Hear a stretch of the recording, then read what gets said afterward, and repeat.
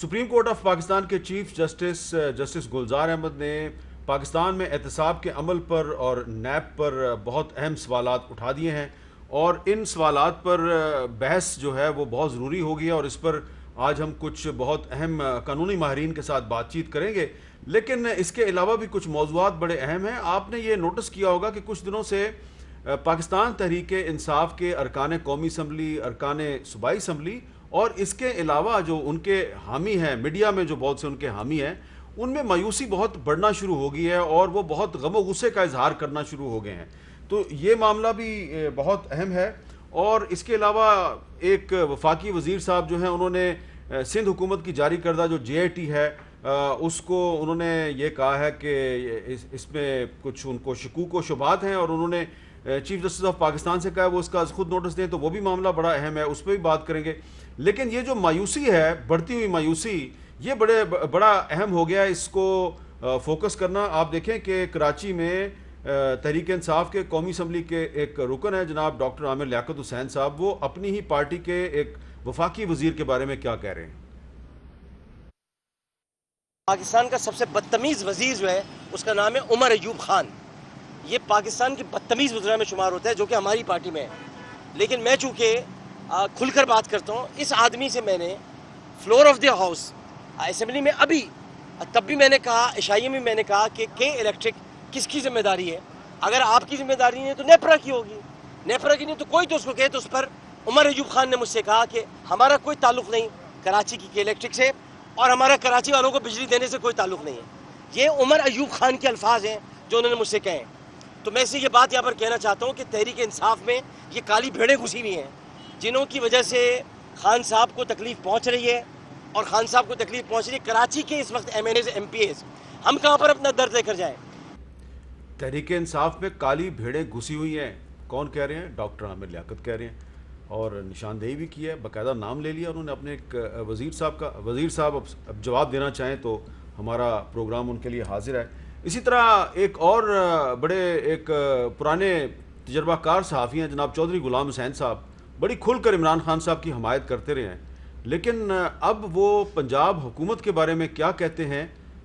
بتا رہے ہیں کہ وہاں پر اعلیٰ افسران کی اپوائنٹمنٹ کیسے ہوتی ہے۔ یہ بہت ہی ایک اہم الزام ہے کہ 3 کروڑ روپیہ دے کر اپوائنٹمنٹ کروائی جا رہی ہے۔ چودھری غلام حسین صاحب نے کہا ہے حکومت کو اس کی تحقیقات کروانی چاہیے۔ اس کے علاوہ ایک اور ہمارے بہت سینئر ساتھی ہیں جناب کامران خان صاحب، انہوں نے بھی ایک انکشاف کیا ہے۔ کامران خان صاحب نے وزیر اعلیٰ پنجاب کو سوالات بھی بتا دیے، وہ پھر بھی انٹرویو سے بھاگ گئے۔ ہمیں افسوس ہے، ایسا نہیں ہونا چاہیے تھا، بہت زیادتی ہوئی خان صاحب کے ساتھ۔ اب ہم گفتگو کا آغاز کرتے ہیں۔ میرا خیال ہے کہ جو ایک وفاقی وزیر نے سندھ حکومت کے بارے میں کہا ہے کہ جو جے آئی ٹی ریلیز کی گئی ہے وہ بڑی مشکوک ہے، اس سے گفتگو کا آغاز کرتے ہیں۔ لیکن اس سے پہلے میں اپنے مہمانوں کا تعارف کروا دیتا ہوں، کیونکہ ہمارا جو آج کا جو مین جو سبجیکٹ ہے وہ سپریم کورٹ آف پاکستان کے چیف جسٹس کے ریمارکس ہیں، اور اسی لیے ہم نے سینیٹر ولید اقبال صاحب کو اپنے پروگرام میں دعوت دی ہے، جو کہ پاکستان تحریک انصاف کے سینئر رہنما ہیں۔ جناب بیرسٹر محسن شاہ نواز رانجھا صاحب مسلم لیگ نون کے رکن قومی اسمبلی ہیں، اور ہم نے آج تکلیف دیا ہے جناب عابد ساکی صاحب کو، جو پاکستان بار کونسل کے وائس چیئرمین ہیں۔ اور یہ تینوں، ولید اقبال صاحب، محسن شاہ نواز رانجھا صاحب اور عابد ساکی صاحب، یہ ماہر قانون بھی ہیں، اور عابد ساکی صاحب تو ایک بہت بڑے ماہر قانون ہیں۔ لیکن ہم گفتگو کا آغاز کرتے ہیں جناب نبیل گبول صاحب، جو کہ پاکستان پیپلز پارٹی کے رہنما ہمیں جوائن کر رہے ہیں، وہ کراچی سے۔ نبیل گبول صاحب، بہت شکریہ، آپ نے ہمیں ٹائم دیا۔ میرا آپ سے سوال یہ ہے کہ علی زیدی صاحب کا تعلق بھی کراچی سے ہے، وہ وفاقی وزیر ہیں، اور وہ یہ کہہ رہے ہیں کہ جو سندھ حکومت نے جو 2-3 جے آئی ٹیز جاری کی ہیں، اور خاص طور پہ جو عزیر بلوچ کی جے آئی ٹی ہے، تو علی زیدی صاحب کہہ رہے ہیں کہ یہ وہ جے آئی ٹی نہیں ہے جو کہ ان کے پاس ہے، اور وہ اپنے موقف کے حق میں آپ کا نام لیتے ہیں کہ دیکھو نبیل گبول بھی کہہ رہا ہے کہ یہ وہ جے آئی ٹی نہیں ہے۔ تو یہ علی زیدی صاحب اپنے دفاع میں آپ کا نام کیوں لے رہے ہیں؟ میر صاحب، میں سمجھتا ہوں کہ علی زیدی ایک وفاقی وزیر ہو کر میرے کندھے پہ بندوق رکھ کے چلانا چاہتے ہیں، جو کہ وہ کامیاب نہیں ہوں گے، کیونکہ وہ خود اپنے امیچور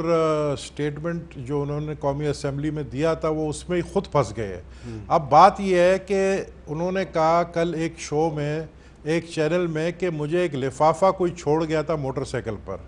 اور اس لفافے میں یہ جی آئی ٹیز تھے، 2017 میں مجھے ملے تھے۔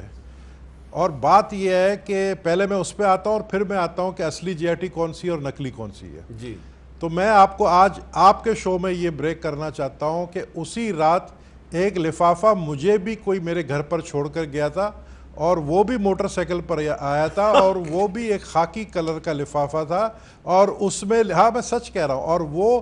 لفافے میں باہر لکھا تھا وتھ لو۔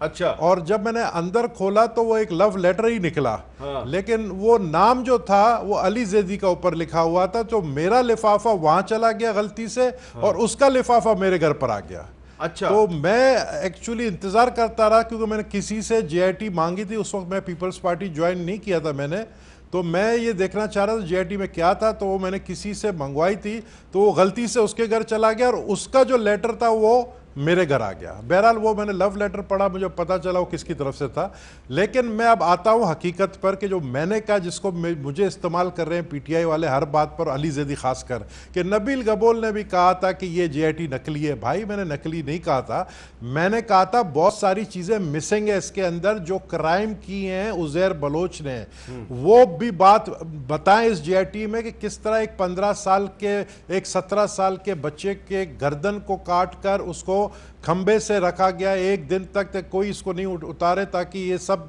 لوگ دہشت میں آئیں اس کے۔ یہ بھی ذکر نہیں ہے اس جی آئی ٹی میں کہ کس طریقے سے ایک انسپیکٹر، ایک S H O, sitting S H O کو اے پی سی کے اندر جو ہے گولی اے پی سی میں گئی کیسے، اس اے پی سی میں مارا گیا، اور اس کو بھیجنے والا وہ افسر کون تھا جس کا عزیر بلوچ سے رابطہ تھا اور اس کو بھیجا گیا اندر، یہ بھی ذکر نہیں ہے۔ 120 لوگ جو ہیں لزبیلا کے علاقے سے، پاک کالونی کے علاقے سے، بنس روڈ کے علاقے سے اغوا کر کے رکھے گئے تھے وہاں پر، جس میں سے 17 لوگوں کو بہت بری طرح تشدد کر کے مارا گیا، اس کا ذکر نہیں ہے۔ یہ رحمان ملک صاحب نے جو ہے انٹیریئر منسٹر تھے، پھر انٹروین کیا رینجرز کے ذریعے، باقی لوگوں کو وہاں سے چھڑوایا، اس کا بھی ذکر نہیں ہے۔ تو میرا یہ مقصد تھا کہ بھئی، لیکن گبول صاحب، جب سندھ گورنمنٹ، گبول صاحب، علی زیدی صاحب نے ایک آپ کا پرانا انٹرویو ہے جو آپ منصور علی خان کو دے رہے ہیں، اس کا ایک کلپ انہوں نے ٹویٹ کیا ہے، اگر آپ کہیں تو میں وہ کلپ چلا دوں، یا اگر آپ نے دیکھا ہوا ہے تو آپ خود ہی جواب دے دیں۔ اس میں نبیل گبول صاحب، تو یہ آپ کون سی جے آئی ٹی کی بات کر رہے تھے جس پہ دستخط نہیں کیے سندھ پولیس نے؟ یہ 2016 کا انٹرویو ہے، اور 2016 میں ہی یہ جے آئی ٹی بنا تھا۔